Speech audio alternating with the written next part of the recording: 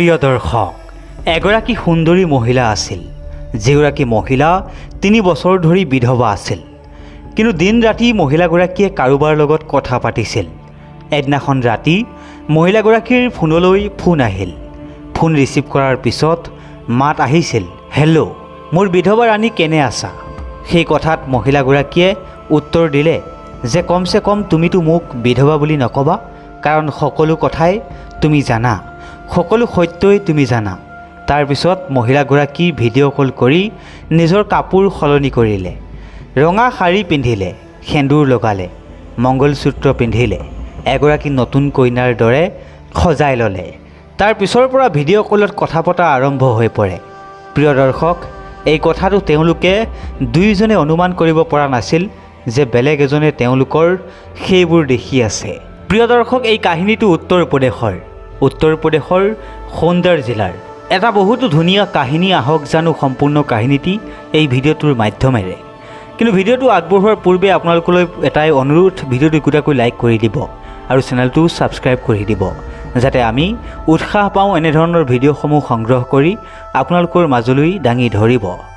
প্ৰিয় দৰ্শক, এই কাহিনীটো উত্তৰ প্ৰদেশ গৌণ্ডা জিলাখন অযোধ্যাৰ পৰা এৰি অহা জিলা আছিল। গৌণ্ডা জিলাৰ দেহাত কৌটবালি ক্ষেত্ৰৰ বেগিয়াচেন গাঁৱৰ কাহানী এইটো। প্ৰিয় দৰ্শক, মহিলাগৰাকীৰ নাম আছিল গুৰিয়া। গুৰিয়াৰ বিয়া বেগিয়াচেন গাঁৱৰ নিবাসী ৰামকৰণৰ লগত হৈছিল। ৰামকৰণৰ পৰিয়ালত ৰামকৰণৰ 3জন ভায়েক, দেউতাক, সম্পূৰ্ণ এটা পৰিয়াল আছিল।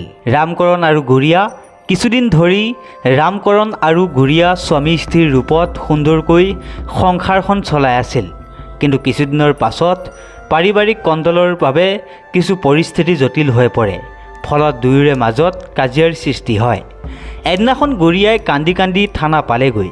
থানালৈ গৈ আৰক্ষীক ক'লে যে ছাৰ, মোৰ স্বামীক এই পৃথিৱীৰ পৰা পঠিয়াই দিয়া হৈছে। সেই বুলি কৈ গুৰিয়াই চিঞৰি চিঞৰি কান্দিলে। আৰক্ষীয়ে গুৰিয়াক শান্ত কৰালে। তাৰপিছত ক'লে, তুমি মোক শান্ত হৈ কথাবোৰ কোৱা। গুৰিয়াই অলপ সময় শান্ত হৈ আৰক্ষীক ক'লে, ছাৰ, মোৰ পৰিয়ালত 3জন দেৱৰ আছে, শ্যাম, অৰ্জুন আৰু অজ্ঞৰাম। তেওঁলোকৰ বাদে মোৰ শহুৰ দেউতা এই 4জনৰ স্বভাৱ ঠিক নহয়। গোটেই সম্পত্তি তেওঁলোকে নিজৰ নাম কৰি ল'ব বিচাৰিছে। তেতিয়া মোৰ স্বামীয়ে তেওঁলোকক প্ৰশ্ন কৰিলে, সেইবোৰ কৰিবলৈ বাধা দিলে। তেতিয়া তেওঁলোকে মোৰ স্বামীক এই পৃথিৱীৰ পৰা আঁতৰাই পেলালে। তেওঁৰ মৃতদেহটো সন্ধানহীন কৰি দিলে। মই যেনে তেনে নিজকে বচাই আপোনালোকৰ ওচৰলৈ আহিছোঁ। যি ধৰণে গুৰিয়াই চিঞৰিছিল, কান্দিছিল, সহায় বিচাৰিছিল, আৰক্ষীয়ে লগে লগেই তদন্ত কৰিবৰ বাবে গুচি গৈছিল। লগে লগে বেগিয়াচেন গাঁওখন ঘেৰি লোৱা হ'ল। তাৰপিছত চাৰিওকে গ্ৰেপ্তাৰ কৰি লোৱা হ'ল। ক'ৰবাত পলাই যোৱাৰ আগতে গ্ৰেপ্তাৰ কৰাৰ পিছত আৰক্ষীয়ে চাৰিওকে সুধিলে যে গুৰিয়া স্বামী ক'ত? তেতিয়া তেওঁলোকে ক'লে, ছাৰ, আমি আমাৰ দাদাৰ পুত্ৰৰ লগত কিয় তেনেকুৱা কৰিম? আমি সেইবোৰ কথা একোৱেই নাজানো। যোনে আপোনাৰ আগত এই অভিযোগ দাখিল কৰিছে, আপুনি তেওঁকে সোধক। কোনে জানে তেওঁৱে কিবা কৰিছে নেকি? আমিতো ছাৰ একোৱেই কৰা নাই। আৰক্ষীয়ে যেতিয়া গুৰিয়াক ভালকৈ চালে, তেতিয়া আৰক্ষীৰ গুৰিয়া চেহেৰাটো দেখি নালাগিল যে তেওঁ নিজৰ স্বামীৰ লগত এনেকুৱা কৰিব পাৰিব। প্ৰিয় দৰ্শক, আৰক্ষীয়ে প্ৰথমৰ পৰা শেষলৈ সেই চাৰিওকে অপৰাধী বুলি ভাবি থাকিল। সেয়েহে চাৰিওকে জেললৈ পঠাই দিয়া হ'ল। আৰক্ষীয়ে সেই মৃতদেহটো বিচৰাত লাগি গ'ল। গুৰিয়া বিধৱা হৈ পৰিছিল। সেই পৰিয়ালটো 5 পুৰুষৰ এই অৱস্থা হৈ পৰিছিল। এজন এই পৃথিৱীৰ পৰা আঁতৰাই পঠিওৱা হয়, 4জন জেলত পঠাই দিয়া হয়। গোটেই পৰিয়াল চিন্তাত পৰি যায়, গোটেই গাঁওখন চিন্তাত পৰি যায়। প্ৰিয় দৰ্শক, তেওঁলোকৰ সম্পৰ্কীয় সেই ঘৰখনৰ মহিলাবোৰ জেললৈ 4জনক লগ কৰিবলৈ যেতিয়া গৈছিল, তেতিয়া 4জনে এটাই সুধিছিল, ৰামকৰণক বিচাৰি পালেনে? তেতিয়া ওলোটাই মহিলাবোৰে সুধিছিল, তোমালোকে সঁচা কথা কোৱা, তোমালোকে ৰামকৰণৰ লগত কি কৰিলা? তেতিয়া তেওঁলোকে ক'লে, পাগল হৈছা নেকি? যদি আমি কিবা কৰিলোঁ হয় তেন্তে প্ৰথমে তোমালোকক জনালোঁ হয়। কিন্তু তোমালোকে যদি সঁচাবোৰ জানা তেন্তে কোৱা। যদি ৰামকৰণক বিচাৰি পায় তেন্তে আৰক্ষীয়ে সঁচাবোৰ গম পালে হয়। তেতিয়া আমি জেলৰ পৰা যাব পাৰিলোঁ হয়। সেই সময়ত গুৰিয়াই কাৰোবাৰ লগত দিন ৰাতি কথা পাতি আছিল। আধা ৰাতিৰ পিছত যেতিয়া সকলো ঘৰৰ মানুহ শুই গৈছিল, তেতিয়া গুৰিয়াই কথা পাতি আছিল। সকলো টোপনি যোৱাৰ পিছত কথা পাতিছিল যদিও কথাবোৰ অলপ দূৰলৈকে গৈছিল, কাৰণ চাৰিজন ককায়েক ভায়েকৰ ঘৰ লগালগিকৈ আছিল। সেয়েহে বাকী মানুহবোৰেও অলপ অলপ কথা শুনা পাইছিল। এদিনাখন চাৰিওকে লগ কৰিবলৈ যেতিয়া তেওঁলোকৰ মহিলাবোৰ গৈছিল, তেতিয়া শহুৱেকে ক'লে, বোৱাৰী গুৰিয়া কি খবৰ? তেতিয়া বাকীবোৰে ক'লে, আপুনি তাইক বোৱাৰী বুলি কৈছে? নাজানো, ৰামকৰণ নাইকিয়া হোৱাৰ পৰা তাই দিন ৰাতি কাৰ লগত কথা পাতি থাকে। ইমান নিৰ্লজ্জ মহিলা, তাই সম্পূৰ্ণ জীৱন উপভোগ কৰি আছে। তাইৰ মুখত মাথো এটাই কথা, মোৰ ৰাস্তাৰ কাঁইটবোৰ আঁতৰি গ'ল। এতিয়া মোক কোনেও অশান্তি কৰিব নাহে। মোৰ এতিয়া কোনো চিন্তা নাই। যেতিয়া সেই কথা মহিলাই চাৰিওকে ক'লে, তেতিয়া তেওঁলোকে ক'লে, তোমালোকে অনুসন্ধান কৰা, তোমালোকতো মহিলা, তোমালোকে অনুসন্ধান কৰা কাৰ লগত কথা পাতে, লগতে কি কথা পাতে। প্ৰিয় দৰ্শক, তাৰ পিছৰ পৰা তেওঁলোকে অনুসন্ধান আৰম্ভ কৰি দিলে। এদিনাখন বেৰৰ ফুটা ফালে এগৰাকী মহিলাই গুৰিয়াৰ ওপৰত দৃষ্টি ৰাখিলে। যেতিয়া ৰাতি 12 মান বাজিল, তেতিয়া গুৰিয়াৰ মোবাইলত ভিডিঅ' কল আহিল। তাৰপিছত গুৰিয়াই কথা পাতিলে। কথা পাতি পাতি গুৰিয়া বগা সাজ সলাই এখন ৰঙা শাৰী পৰিধান কৰিলে, সেন্দুৰ লগালে, মংগলসূত্ৰ পিন্ধিলে। এনেকুৱাকৈ নিজকে সজালে যেনেকৈ নতুন কইনাই সাজে। তাৰপিছত কথা পতা আৰম্ভ হ'ল। ৰাতিপুৱালৈকে অহৰহ কথা পাতিয়ে থাকিলে। মহিলাগৰাকীয়ে বেৰৰ ফুটাৰে গুৰিয়াক চাই আছিল, কিন্তু ফোনত কোন সেইটো স্পষ্টকৈ উঠা নাছিল। তাৰপিছত তেওঁলোকে আকৌ চালে। এনেকৈ বহুদিন অনুসন্ধান কৰাৰ পিছত গোটেই কেইগৰাকী মহিলা থানালৈ গ'ল।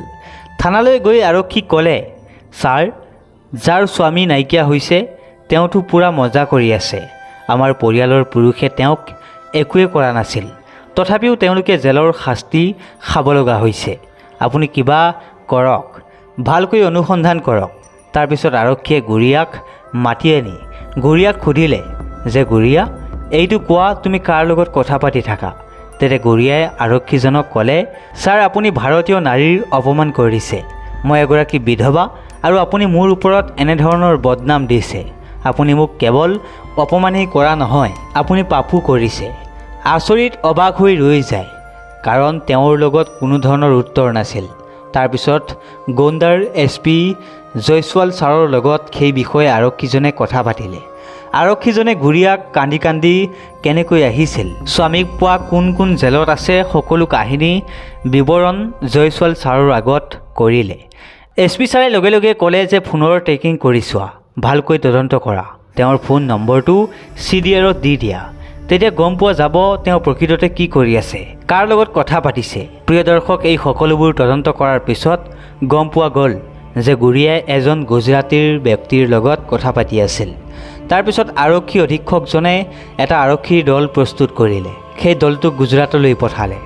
ফোনৰ ট্ৰেকিং কৰি কৰি আৰক্ষীৰ দলটো গুজৰাটৰ জিলা কক্ষ পালেগৈ, য'ত সেই ব্যক্তিজনে কাম কৰি আছিল। আৰক্ষীয়ে গৈ যেতিয়া ব্যক্তিজনক ধৰিলে, যেতিয়া সেই ব্যক্তিজনৰ চেহেৰাটো আৰক্ষীয়ে দেখিলে, তেতিয়া তেওঁলোকৰ হাত ভৰি সকলো কঁপিবলৈ ধৰিলে। যিজন ৰামকৰণৰ অপৰাধীৰ বাবে তেওঁৰ পৰিয়ালে জেলত শাস্তি খাই আছে, সেই ব্যক্তিজন সেইজন ৰামকৰণেই গুৰিয়াৰ স্বামী আছিল। তাৰপিছত আৰক্ষীয়ে তেওঁক গ্ৰেপ্তাৰ কৰি গোণ্ডালৈ লৈ আহিল। যেতিয়া গাঁৱৰ সকলোৱে দেখিলে, তেতিয়া সকলো গাঁওবাসী অবাক হৈ পৰিল। সকলোৱে ক'লে, এইটো জীয়াই আছে, কিন্তু তেওঁৰ বাবে তেওঁৱে 3জন ভায়েক আৰু দেউতাক জেলত শাস্তি খাই আছে। আনফালে তেওঁৰ পত্নীয়েও বিধৱা ভেষত ঘূৰি ফুৰিছে। কিন্তু তেতিয়ালৈ কোনেও গম পোৱা নাছিল আচল ৰহস্য কি। আৰক্ষীয়ে যেতিয়া গুৰিয়া আৰু ৰামকৰণক সোধা পোছা কৰিলে, তেতিয়া গম পোৱা গ'ল যে পৰিয়ালটো ধ্বংস কৰিবলৈ, শাস্তি দিবলৈ তেওঁলোকে দুয়োৱে মিলি সেইটো পৰিকল্পনা কৰিছিল। কিন্তু প্ৰিয় দৰ্শক, দুয়ো পতি পত্নীয়ে পৰিকল্পনা কৰোঁতে এইটো পাহৰি গ'ল যে ৰামকৰণ আকৌ গাঁৱলৈ কেনেদৰে উভতি আহিব, গুৰিয়াৰ কি হ'ব, কিমান দিন দুয়ো তেনেদৰে থাকিব পাৰিব। প্ৰিয় দৰ্শক, গুৰিয়াৰ এইটো ভয় আছিল যে ৰামকৰণে যাতে গুজৰাটৰ বেলেগক পচন্দ নকৰে, বিয়া নাপাতে। সেয়েহে তাই ভিডিঅ' কল কৰি তেওঁৰ পত্নীৰ ৰূপত নিজক সজাই তুলিছিল। প্ৰিয় দৰ্শক, এই পৃথিৱীত এনেকুৱা ধৰণৰ মানুহো আছে। দৰাচলতে দুয়ো পতি পত্নীক এতিয়া জেললৈ পঠিওৱা হ'ল। জেলত থকা 4জনক জেলৰ পৰা এৰি দিয়া হ'ল। সেয়েহে প্ৰিয় দৰ্শক, এই পৃথিৱীত চলিবলৈ হ'লে সাৱধানে থাকক, সতৰ্ক হৈ থাকক। আপুনি আপোনাৰ কাম সততাৰে কৰি যাওক। মনত ৰাখিব, ভগৱান আছে আপোনাৰ কাৰণে। গুৰিয়াৰ দৰে যাতে দ্বিতীয়জনী মহিলা এই পৃথিৱীত জন্ম নহয় তাৰেই প্ৰাৰ্থনা কৰিছোঁ। গুৰিয়াই পৰিয়ালটো ধ্বংস কৰিবলৈ নিজেই বিধৱা সাজ পৰিধান কৰি লৈছিল। প্ৰিয় দৰ্শক, এই কাহিনীবোৰ শুনাই আমাৰ কাৰো মনত দুখ দিয়া বা কাকো অশান্তি দিয়া নহয়। আমাৰ উদ্দেশ্য এই কাহিনীবোৰৰ পৰা যাতে আপুনি কিবা নহয় কিবা শিকিব পাৰে আৰু নিজৰ জীৱনত প্ৰয়োগ কৰিব পাৰে। ভিডিঅ'টো যদি ভাল লাগিল তেনেহ'লে একোটাকৈ লাইক কৰি দিব আৰু চেনেলটো যদি বৰ্তমানলৈ ছাবস্ক্ৰাইব কৰা নাই তেনেহ'লে কৰি ল'ব। পুনৰ নতুন ভিডিঅ'ত লগ পোৱাৰ প্ৰতিশ্ৰুতিৰে আপুনি ভালে থাকক, সুস্থ হৈ থাকক, কুশলে থাকক তাৰেই কামনা কৰি মই যিচু বৰ্মনে বিদায় লৈছোঁ। ধন্যবাদ।